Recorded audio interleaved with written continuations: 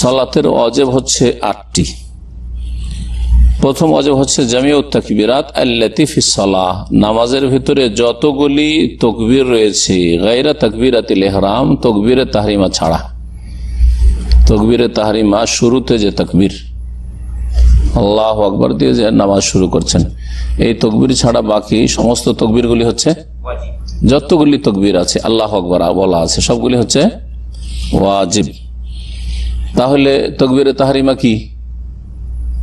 ওটা ছাড়া যখন বাকিগুলি ওয়াজিব, তাহলে তাকবীরে তাহরিমা কি? রুকন।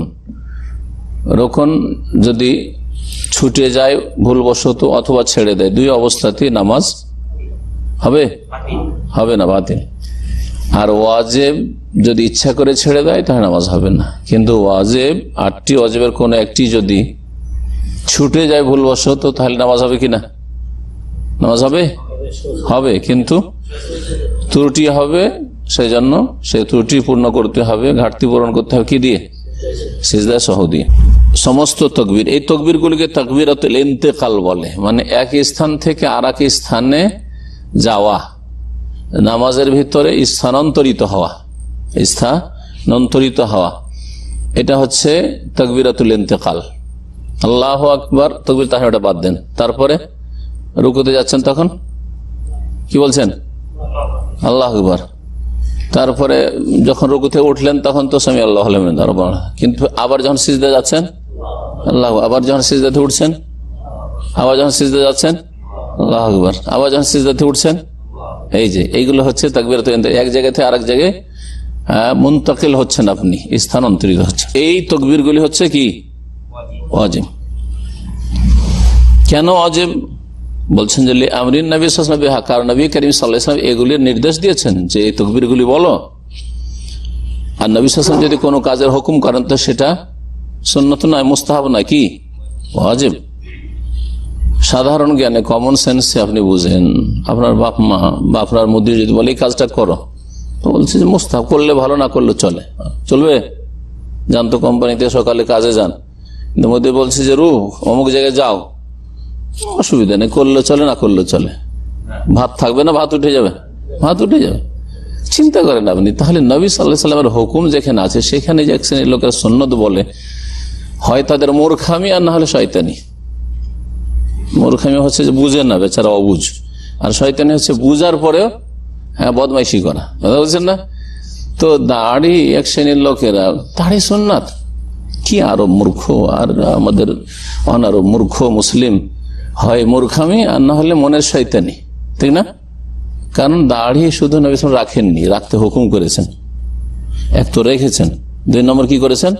ওয়াফুল্লাহ, দাড়ি বাড়া হুকুম করেছেন।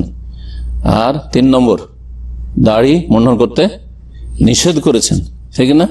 3টা হলো। 4 নম্বর হচ্ছে কাফেরদের সাথে রূপ চেহারা মেলাতে নিষেধ করেছেন, কাফেরদের সাদৃশ্যতা নিষেধ করেছেন। 4টি দিক রয়েছে দাড়ির। তার বলছে দাড়ি রাখা সুন্নাত, আমি মুশকিল, অসুবিধা নেই, সুন্নাত, আপনি করছেন আমি করি না, এই তো। লা হাওলা ওয়ালা কুওয়াতা ইল্লা বিল্লাহ। তারপরে আমাদের দেশে বিদাতি মোল্লারা দাড়ি টুপিকে সমান করে দিচ্ছে। কত হালকা করে দিও দাড়িটাকে, তাহলে দাড়ি টুপিকে সমান করে দিই।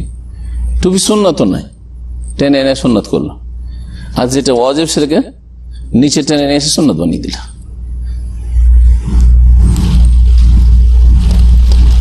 নবী করিম সাল্লাল্লাহু আলাইহি ওয়াসাল্লাম হুকুম করেছেন, সেই জন্য ওয়াজিব। আল্লাহু আকবার, আল্লাহু আকবার এগুলো নামাজের ভিতরে বলা ওয়াজিব। কেন? কারণ নবী সাল্লাল্লাহু আলাইহি ওয়াসাল্লাম কি করেছেন? নির্দেশ দিয়েছেন।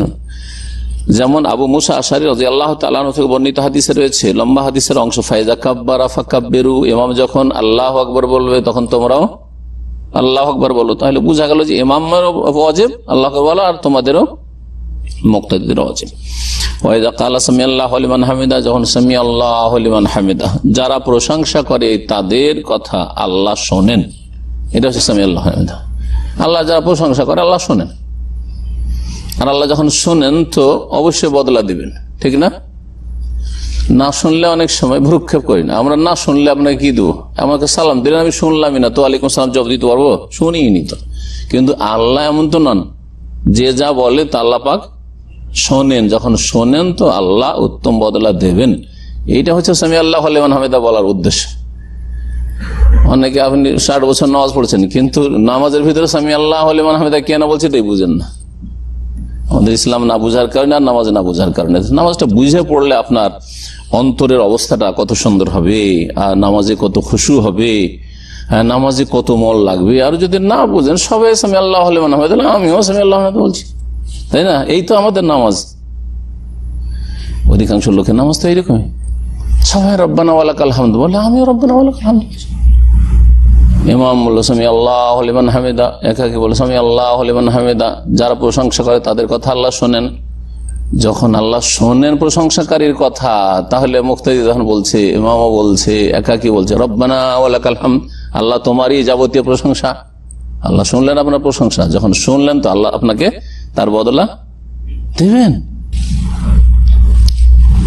সামি আল্লাহু লিমান হামিদা যখন ইমাম বলবে, ফাকুলু মুক্তাদি, তোমরা বলো রব্বানা ওয়া লাকাল হামদ। দেখেন হাদিসটা বুঝে নেন, তাহলে বোঝা গেল যে ইমাম সামি আল্লাহু লিমান হামিদা বলবে, তখন তোমরা রব্বানা ওয়া লাকাল হামদ বলো। তাহলে ঠিক বোঝা যাচ্ছে যে মুক্তাদিরা সামি আল্লাহু লিমান হামিদা বলবে না, ঠিক না? এখন ইমাম বলবে কিনা মাসলা সামনে আসছে, সেজন্য এখন আগে বলছেন। রাওয়াহু মুসলিম, হাদিস সহিহ মুসলিমের। আর এই তাকবীর গুলি কেন ওয়াজিব, এক তো দলিল হয়ে গেল। একটা দলিল কি, যে নবী সাল্লাল্লাহু আলাইহি ওয়াসাল্লামের উক্তি, হুকুম। আরেকটা হচ্ছে নবী সাল্লাল্লাহু আলাইহি ওয়াসাল্লাম সর্বদাই তাকবীর বলেছেন, কখনো বিনা তাকবীরে নামাজ পড়েননি। রুকুতে গেলে তাকবীর, সিজদায় গেলে তাকবীর, সিজদাতে উঠলে তাকবীর বলে মুদাওয়ামাতিন নবী আলাইহা। আর নবী করিম সাল্লাল্লাহু আলাইহি ওয়াসাল্লাম সর্বদাই এই তাকবীর পাঠ করেছেন নামাজের ভিতরে, কোনদিন যখন ছাড়েননি। সুন্নত হলে মাঝে মধ্যে ছেড়ে দিতেন নবী সাল্লাল্লাহু আলাইহি ওয়াসাল্লাম, সুন্নত জিনিস মাঝে মাঝে কি করতেন, ছেড়ে দিতেন, যাতে ওয়াজিব না মনে করুন। ওয়ালি আল্লাহ তাখলু হাযিহিল ইনতিকালাত মিন যিকরিন ওয়া শিআরিন। তৃতীয় দলিল হচ্ছে যুক্তি। একটা নবী সাল্লাল্লাহু আলাইহি ওয়াসাল্লামের হুকুম এক দলিল, আর একটা হচ্ছে নবী সাল্লাল্লাহু আলাইহি ওয়াসাল্লামের আমল। স্থায়ীভাবে সর্বদাই আপনি নবী সাল্লাল্লাহু আলাইহি ওয়াসাল্লাম কি করেছেন, তাকবীর দিয়ে নামাজ পড়েছেন। দুটো দলিল হলো। তৃতীয় দলিল হচ্ছে যে এই যে আমরা ঝুঁকলাম, উঠলাম, বসলাম, সেজদায় গেলাম, সেজদাতে উঠলাম, এই যে আমলগত কর্মগত ইবাদত এগুলো, তাই না? এই যে নড়াচড়া করছে, এগুলো কর্মগত ইবাদত না, শরীরের ইবাদত, শারীরিক অঙ্গের ইবাদত। অঙ্গের ইবাদত গুলি বাচনিক ইবাদত, জিকির থেকে যেন কি না থাকে, শূন্য না থাকে। আমার শরীরে ইবাদত করছে একজন মুসল্লি হিসাবে, আর আমার জবানও ইবাদত করছে। সেজদায় ঝুঁকলেন, আল্লাহু আকবার, সেজদাতে উঠলেন, এই শরীরের ইবাদত হচ্ছে, আর তার সাথে জিহ্বারও ইবাদত হচ্ছে। দুই ইবাদত যাতে করে হয়। বলছেন তৃতীয় দলিল যুক্তি, সেটা হচ্ছে ওয়ালি আল্লাহ তাখলু হাযিহিল ইনতিকালাত। এই যে স্থানান্তরিত হওয়া নামাজের ভিতরে, এখান থেকে ওখানে, ওখান থেকে উঠা বসা, এগুলি যেন শূন্য না হয়। মিন যিকরিন ওয়া শিআরিন, জিকির থেকে এবং ইবাদত বন্দেগী নিদর্শন থেকে। যে আপনি যে ঝুঁকলেন, উঠলেন, এগুলিতে যাতে করে ইবাদত থাকে, ইবাদতের নিদর্শন থাকে, জিকির আজকার থাকে। তাকবীর হচ্ছে জিকির। দ্বিতীয় ওয়াজিব হচ্ছে আত-তাসমি, সামি আল্লাহু লিমান হামিদা বলা।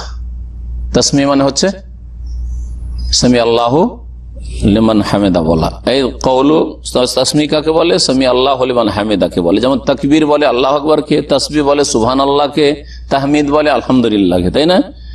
তাহলিল বলে লা ইলাহা ইল্লাল্লাহকে। তেমনি তাসমি বলে কাকে, সামি আল্লাহু লিমান হামিদাকে। এই সামি আল্লাহু লিমান হামিদা বলা ওয়াজিব, তাই না? ওয়াইন্নামা ইয়াকুনু ওয়াজিবান, এটা ওয়াজিব কার ক্ষেত্রে, ফি হাক্কিল ইমামি, ইমামের জন্য ওয়াজিব, ওয়াল মুনফারিদি, আর একাকী নামাজের জন্য, নামাজের জন্য ওয়াজিব। নামাজি কয় রকম, গত সপ্তাহে বলেছি 3 রকম, তাই না? ইমাম, তার জন্য সামি আল্লাহু লিমান হামিদা বলা ওয়াজিব। একাকী নামাজি, যে একা নামাজ পড়ছে, ধরেন ফরজ নামাজ, তার জন্য ফরজ পড়ে আর সুন্নতি পড়েন, সব নামাজি সামি আল্লাহু লিমান হামিদা বলা একাকী নামাজের জন্য কি ওয়াজিব। বাকি থাকলো কে, মুক্তাদি। আম্মাল মামুম, পক্ষান্তরে মুক্তাদি, ফালা ইয়াকুলুহু, এটা বলবে না। কোনটা বলবে না? সামি আল্লাহু লিমান হামিদা বলবে না। 3 নম্বর ওয়াজিব হচ্ছে আত-তাহমিদ, মানে রব্বানা ওয়া লাকাল হামদ বলা। এই কওলু রব্বানা ওয়া লাকাল হামদ, রব্বানা ওয়া লাকাল হামদ এটা প্রসিদ্ধ, কিন্তু রব্বানা লাকাল হামদ আছে, রব্বানা লাকাল, আল্লাহুম্মা রব্বানা, আল্লাহুম্মা দিও আছে, আল্লাহুম্মা রব্বানা ওয়া লাকাল হামদ আছে। এটা কার জন্য ওয়াজিব? এটা বলছে যে 3 শ্রেণীর মুসল্লির জন্য ওয়াজিব। রব্বানা ওয়ালাকাল হামদ কাকে বলতে হবে? লিল ইমামে, ইমামকেও বলতে হবে, ওয়াল মাম মুক্তাদিকে বলতে হবে, ওয়াল মুনফারিদ একই নামাজিকে বলতে হবে। তাহলে আপনি এখন যখন নামাজ পড়ছেন বলবেন সামি আল্লাহু লিমান হামিদা রব্বানা ওয়ালাকাল হামদ, এরকম বলবেন। যখন মুক্তাদি নামাজ পড়ছেন কি বলবেন? রব্বানা ওয়ালাকাল হামদ, সামি আল্লাহু হামিদা বলবেন না। ইমামের জন্য সামি আল্লাহু লিমান হামিদা, চুপ থাকবে বাস, রব্বানা ওয়ালাকাল হামদ। মুসলিমের হাদিসে আছে যখন ইমাম সামি আল্লাহু লিমান হামিদা তোমরা রব্বানা ওয়ালাকাল হামদ বলো, এর থেকে বাজিক মনে হচ্ছে যে ভাগ করে নিলাম, ইমাম বললো সামি আল্লাহু লিমান হামিদা আর আমরা বললাম মুক্তাদিরা না। আরেক হাদিসে যেহেতু আছে যে ইমাম যখন সামি আল্লাহু লিমান হামিদা বলবে রব্বানা ওয়ালাকাল হামদ বললে তোমরা রব্বানা ওয়ালাকাল হামদ বলো, তো রব্বানা ওয়ালাকাল হামদটা সকলকে বলতে হবে। বোঝা গেছে এবার? জি। কেন এই 3 জনকে 3 শ্রেণীর নামাজিকে রব্বানা ওয়ালাকাল হামদ বলতে হবে? লিমা তাকাদ্দাম মিন হাদিস আবু মুসা রাদিয়াল্লাহু আনহুর হাদিস যে বর্ণিত রয়েছে। 4 নম্বর ওয়াজিব, চতুর্থ ওয়াজিব হচ্ছে রুকুতে সুবহানা রব্বিয়াল আযীম বলা। সুবহানা রব্বিয়াল আযীম, আমি মহান রবের তাসবিহ পাঠ করছি বা পবিত্রতা ঘোষণা করছি, মহিমা গাইছি। রুকুতে বলতে হবে সুবহান রব্বিয়াল আযীম। কোথায়? আল আযীম, রুকুতে। মাররাতান ওয়াহিদা, ওয়াজিব কতবার? একবার হচ্ছে ওয়াজিব, সর্বনিম্ন একবার বলতে হবে। রুকুতে গেলেন কিন্তু আপনি একবারও বললেন না, সেজদায় গেলেন সুবহান রাব্বিয়াল আলা একবারও বললেন, তাহলে আপনার ওয়াজিব ছুটে গেল। ইচ্ছা করে যদি ছেড়ে দেন তাহলে ওই রাকাতটা হবে না, কারণ প্রত্যেক রাকাতে যেহেতু রাকাত হবে না। আর যদি ভুলে ছুটে যায় তাহলে তখন কি রয়েছে? সহসিজদা। একবার ওয়াজিব কিন্তু সুন্নাত, সর্বনিম্ন সুন্নাত। একটা হচ্ছে নিম্ন মানের সুন্নাত, একটা হচ্ছে উচ্চ মানের সুন্নাত। বুঝতে পেরেছেন না? সর্বনিম্ন সুন্নাত হচ্ছে 3 বার, ওয়ায়ুসান্নু জিয়াদাতু ইলা সালাস, 3 বার বলা হচ্ছে সুন্নাত। ওয়াহিয়া আদনাল কামাল, এটা সর্বনিম্ন পূর্ণতা, মানে সর্বনিম্ন সুন্নাত। ওয়াইলা আশার, 10 পর্যন্ত বলা। ওয়াহিয়া আলাহুল ইমাম, সেটা হচ্ছে সর্ব ঊর্ধ্ব সুন্নাত ইমামের জন্য 10 বার বলবে। ইমাম যদি 10 বার বলে তাহলে মুক্তাদিরা 7 বার 8 বার বলতে পারবে হয়তো, বা কমপক্ষে 5 বার তো বলবে, কারণ অনেক কমজোর মুক্তাদি আছে, ওর উচ্চারণ করতে কষ্ট লাগে, তাই না? তাহলে ইমামকে বেশি বলতে হবে। এই জন্য ইমামের 3 বার বলা উচিত না। এটা মাসলা লেখক বলেননি এখানে, কিন্তু ভালো করে জানা। ইমাম যদি 3 বার বলে তো মুক্তাদি কি করে 3 বার বলতে পারবে? 3 বার তখনই পুরা করতে পারে ইমাম উঠে যাওয়ার পরেও একবার হয়তো 2 বার বললো, তাই হবে, তাই না? অনেক ইমাম নিজেই মনে করে যে একবার তো ওয়াজিব আমি দিলাম, 2 বার 3 বার বলে নিলাম, তাহলে তা তোমার মুক্তাদি তো বলতে পারবে না, এইরকম ঠিক নয় ইমামের জন্য। আল ইমাম দামিনুন ওয়াল মুয়াজ্জিনু মু'তামানুন, হাদিস আছে। ইমাম হচ্ছে দায়িত্বশীল, সে যদি মুক্তাদিরকে এত তাড়াতাড়ি করে সূরা ঠিকভাবে পড়তে দিচ্ছে না, তাসবিহ ঠিকভাবে করতে দিচ্ছে না, আত্মায়াত পড়তে দিচ্ছে না, আত্মায়াত পড়া হয় না, দুরুদে যেতেই পারে না, সালাম ফিরে দিচ্ছে, সে খেয়ানত করলো। তাকে আল্লাহ জামানতদার বলেছেন যে তুমি জিম্মাদার, দায়িত্বশীল, তুমি দায়িত্বহীনতা তার। 5 নম্বর ওয়াজিব কওলুহু সুবহান রাব্বিয়াল, মুসাল্লির এই কথা বলা সুবহান রাব্বিয়াল আলা। কোথায়? ফি সুজুদে সিজদায় মাররাতান ওয়াহিদা, একবার, ওই রুকুর মতো। রুকুতে যেমন একবার ওয়াজিব, 3 বার হচ্ছে সর্বনিম্ন সুন্নাত, আর 10 বার পর্যন্ত বলা হচ্ছে উত্তম সুন্নাত। ধরেন 10 বার বলা হয়েছে কিন্তু ইমাম উঠে না, এটা হইতে পারে না? পারে না? হ্যাঁ, হতে পারে।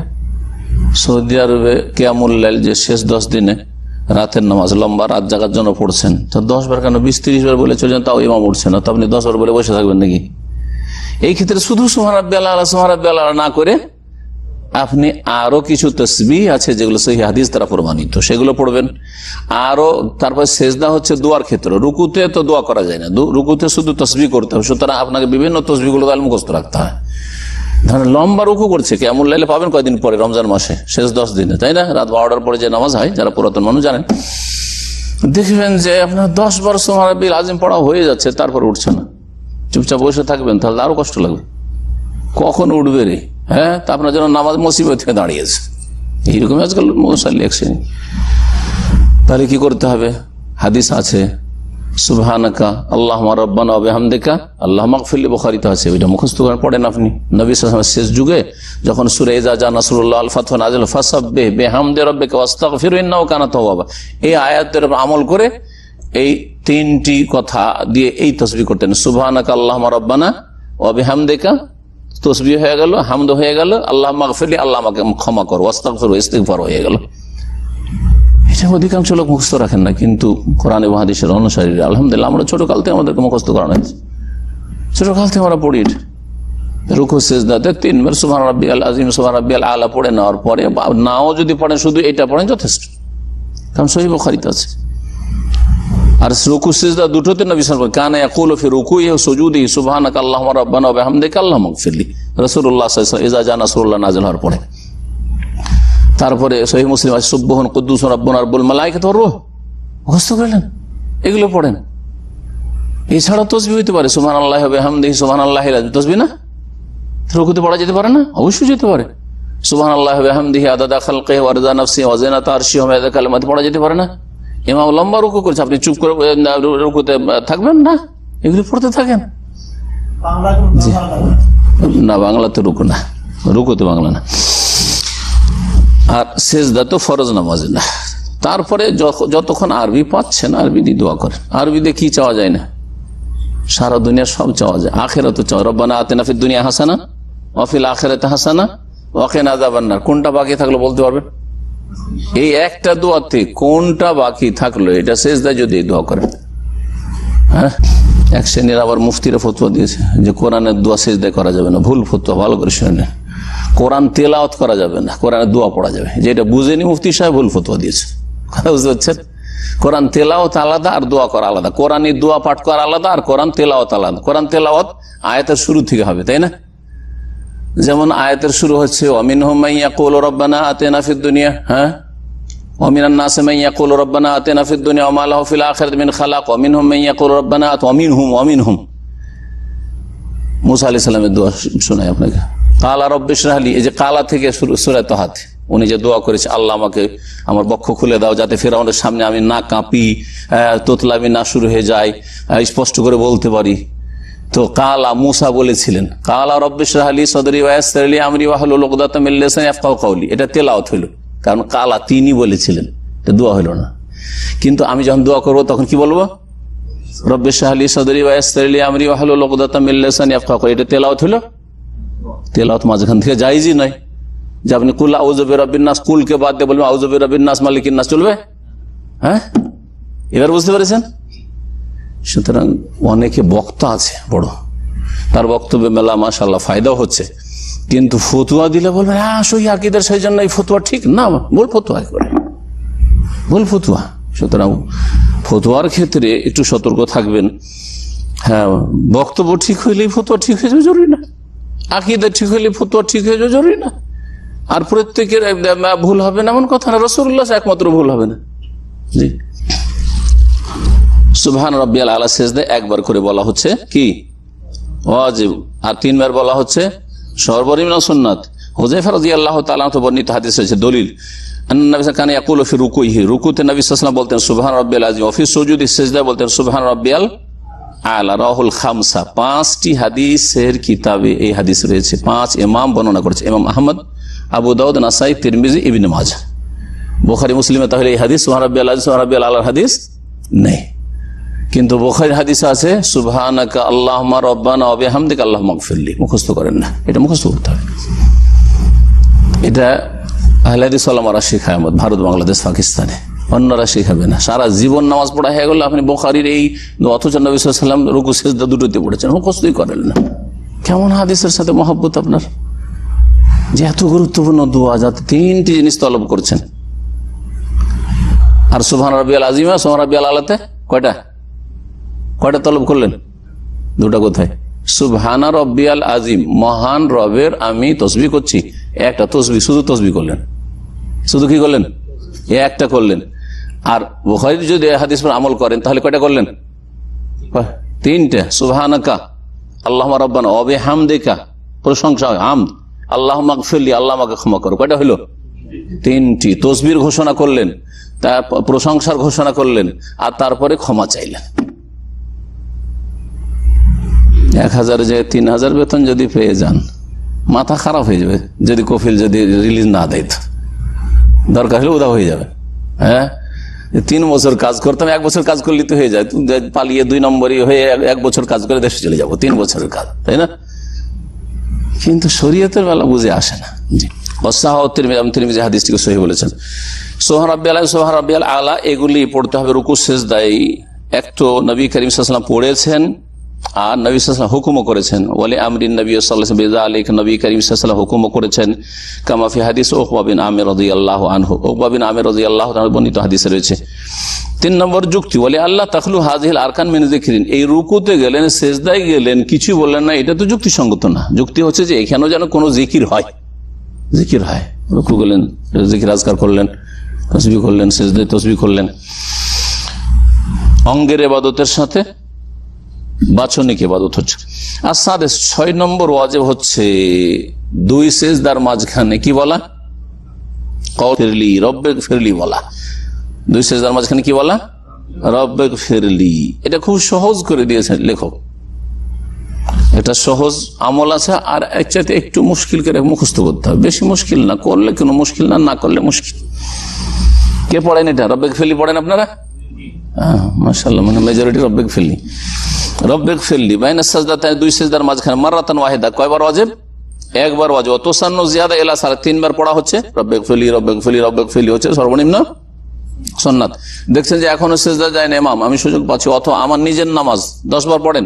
ওয়াইলা 10 পর্যন্ত, ওয়াহিয়া আলাহুল ইমাম, ইমামের জন্য 10 বার করে 2 সিজদার মাঝখানে পড়া। যেমন সিজদাতে রুকুতে 10 বার পড়া উত্তম সুন্নাত, বা সর্বোচ্চ সুন্নাত, ওই রকমই 2 সিজদার মাঝখানে রব্বিক ফিরলি রব্বিক ফিরলি রব্বিক ফিরলি রব্বিক ফিরলি রব্বিক ফিরলি রব্বিক ফিরলি রব্বিক ফিরলি রব্বিক ফিরলি রব্বিক ফিরলি রব্বিক ফিরলি 10 বার পড়া। এটা হচ্ছে সর্বোচ্চ সুন্নাত।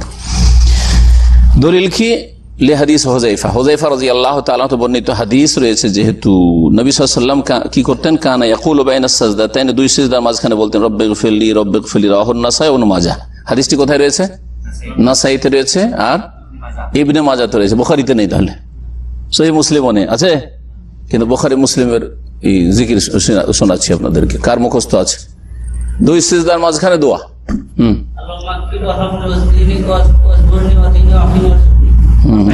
জি, কোন কোন রিওয়ায়াত অরফানি আছে, যেটা প্রসিদ্ধ বুখারীতে আছে ওইটা বলে দিই। আর অন্যান্য রিওয়ায়াত মিলিয়ে 2টা শব্দ বাড়াইলেন, আল্লাহুম্মা গফিরলি ওয়ারহামনি ওয়াহদিনি ওয়াআফিনি ওয়ারযুকনি। 5টা আছে। এই 5টা আছে কিসে? বুখারীতে আছে। আর কোন কোন রিওয়ায়াত রয়েছে ওয়াজবুরনি, আল্লাহ আমার ঘাটতি পূরণ করো।